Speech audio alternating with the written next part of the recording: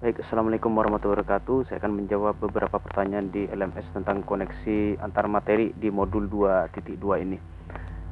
Sebelum saya mempelajari modul ini, kita flashback seperti yang sudah saya sampaikan di modul-modul sebelumnya ya, dimana saya beranggapan seorang guru itu memiliki hak segalanya di dalam pembelajaran, dimana dia menjadi pemimpin pembelajaran. Dia memiliki hak segalanya atas segala tindakan dan atas segala proses pembelajaran yang ada. Karena seperti yang kita ketahui bersama, saya memiliki pengalaman yang sangat pahit sekali tentang dunia pendidikan di masa lalu ya, di mana saya sebagai pelajar. Di situ saya mengalami intervensi, kemudian juga mengalami hal-hal tindakan yang kurang mengenakan, di mana guru sesuka hati melakukan tindakan-tindakan bahkan yang cenderung menyakiti. Bahkan dulu saya berpikir ya, bahwasanya negara Indonesia ini sudah merdeka, lebih tepatnya pada 17 Agustus 1945. Namun di saat saya menjadi pelajar, saya tidak merasakan di dunia pendidikan tentang kemerdekaan itu, di mana guru gampang sekali melakukan intervensi, di mana guru gampang sekali marah, melakukan tindak kekerasan, bahkan sampai saya mengalami sebuah tindakan dilempar penghapus oleh guru ya. Sekarang beliau sudah almarhum. Saya dilempar penghapus tepat di hidung saya dan hingga akhirnya mengeluarkan darah. Bahkan tindakan seperti dicubit, kemudian ditempeleng, bahkan dipukul, itu hal yang wajar di dalam dunia pendidikan. Bahkan saya melihat ini sudah bukan ranah kemerdekaan, ini sudah nggak ada di dalam dunia pendidikan. Yang terjadi kita terintimidasi, kita terpaksa, kita semuanya melakukan hal bukan dari hati nurani kita selaku pelajar. Nah, ini yang saya rasakan sebelum saya mempelajari pelajaran ini pada modul ini ya. Saya berpikir bahwasanya dunia pendidikan itu dalam guru menjadi pemimpin pembelajaran di dalam kelas, dia memiliki hak segalanya sehingga bebas melakukan tindakan apapun.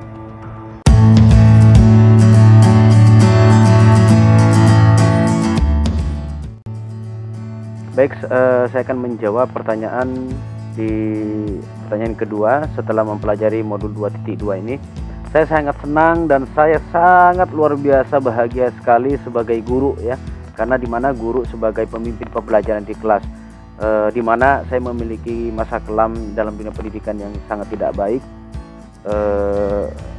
sehingga saya merasa tertekan, sehingga saya selaku guru melakukan inovasi selama ini untuk melakukan memaksimalkan potensi anak, membuat anak senang dengan berbagai latar belakang yang anak miliki demi tercapainya sebuah pembelajaran. Karena saya sangat memiliki pengalaman yang pahit dan saya tidak ingin terjadi juga pada siswa yang saya didik. Namun dengan adanya pembelajaran ini, saya semakin yakin dan yakinnya luar biasa. Saya semakin paham dan saya semakin bersemangat bahwasanya pembelajaran inilah yang benar. Nah, di sini saya sangat semangat sekali, di mana kita sebagai guru harus menjadi wadah dan menjadi tauladan yang baik dan membuat orang tua yang nyaman untuk anak dalam melakukan pembelajaran. Nah, di sini jikalau anak sudah memahami dengan baik, mereka senang dalam segi pemikiran, kemudian dari segi mental juga baik, insya Allah pembelajaran apapun itu, baik pelajaran yang saya ampu sekarang seperti seni budaya, itu tentu akan maksimal. Nah, di sini saya sangat bangga dan sangat yakin dan terima kasih sekali setelah mengikuti CGP ini. Saya memiliki banyak pemahaman yang luar biasa, termasuk juga dalam menjalankan pemimpin pembelajaran di kelas, sehingga bisa kedepannya menjadikan murid kita semakin baik dan memaksimalkan potensi yang dia miliki.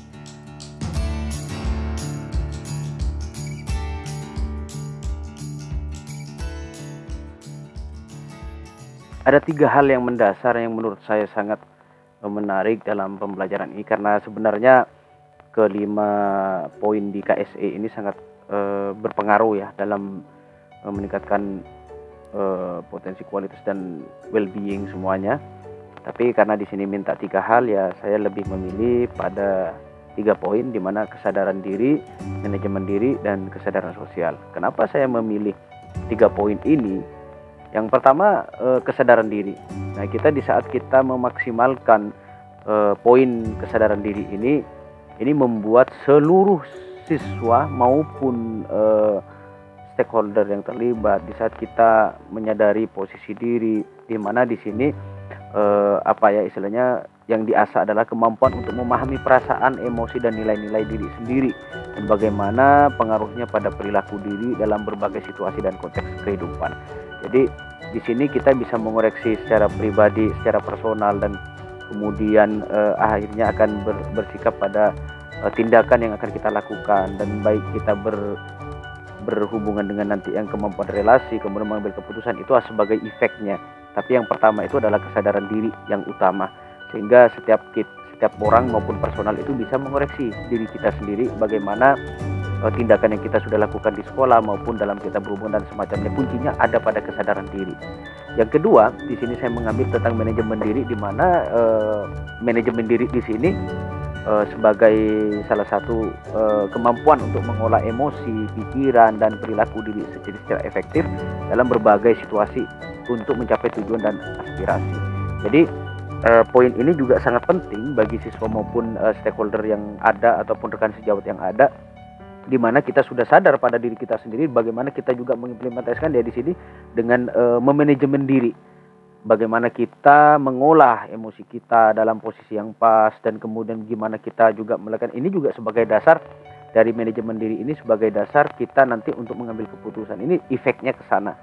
Jadi ini sangat penting sekali. Yang ketiga, yakni adalah kesadaran sosial, di mana di poin ketiga ini di sini kita dituntut untuk memiliki kemampuan untuk memahami sudut pandang dan dapat berempati dengan orang lain, termasuk mereka yang berasal dari latar belakang budaya dan konteks yang berbeda-beda. Nah, di sini juga sebagai tindak lanjut dari kesadaran diri, manajemen diri, dan kemudian kesadaran sosial. Sehingga apa? Setelah kita sadar dengan posisi kita, sehingga kemudian kita itu bisa mengevaluasi, kemudian bisa mengontrol tentang di manajemen diri kita. Akhirnya apa yang terakhir adalah menghargai orang lain. Menghargai orang lain juga nanti ini berkaitan juga dengan kemampuan berelasi ya. Ini sebagai efeknya, yang untuk 2 poin ini keterampilan berelasi, kemudian pengambilan keputusan, itu sebagai efek dari 3 dasar yang ini. Sehingga sebenarnya kalau kita ditanya apakah hanya 3 ini yang penting, tidak, sebenarnya juga 5 sih yang lebih, karena semuanya itu saling berkaitan. Hanya saja karena di sini minta 3 hal dasar, maka saya mengambil ketiga-tiganya ini karena sebagai fundamental dasar dari 5 KSE. Namun tidak kita pungkiri bahwasanya semuanya 5-5-nya itu saling berkaitan.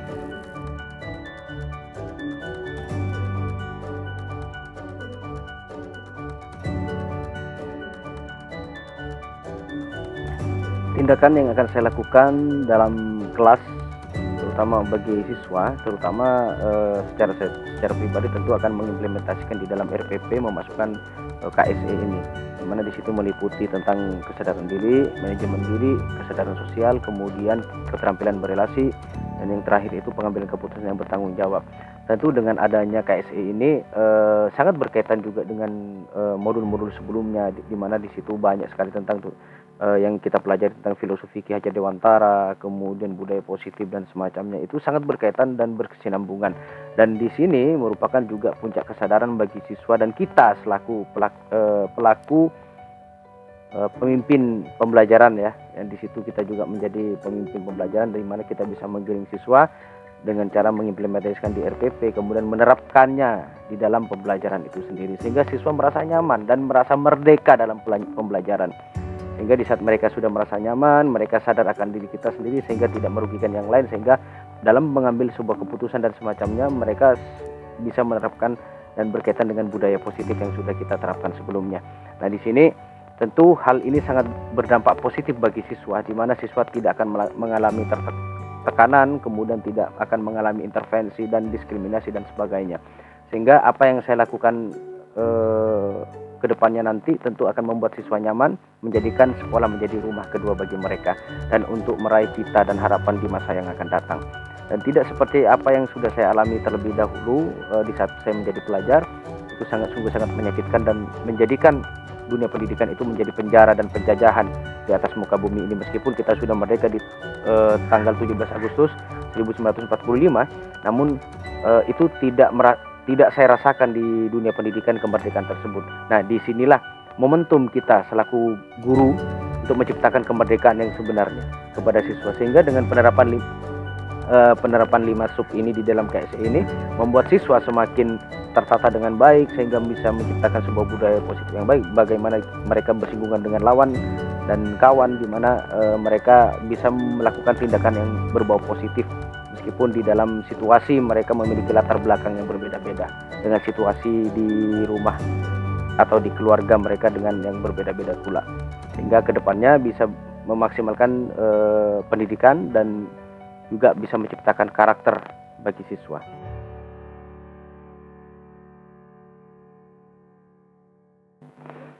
Baik, tindakan yang akan saya lakukan untuk rekan sejawat, tentu di sini dalam keseharian kita, di saat kita di ruang majelis, tentu kita bisa saling sharing apa yang sudah saya dapat di dalam program calon guru penggerak ini. Tentu kita akan sharing ilmu di situ dan berbagi pengalaman. Tentu apa yang sudah saya dapat di dalam pembelajaran ini bisa saya sampaikan kepada kawan-kawan melalui di saat kita duduk bersama, kemudian dikala mereka mengalami sebuah kesulitan, mengalami sebuah kasus dan semacamnya gitu, bisa kami juga saling berbagi. Bukan di sini bersifat menggurui, tetapi kita sharing, artinya berbagi pengalaman yang sudah saya dapat ilmu di program guru penggerak ini.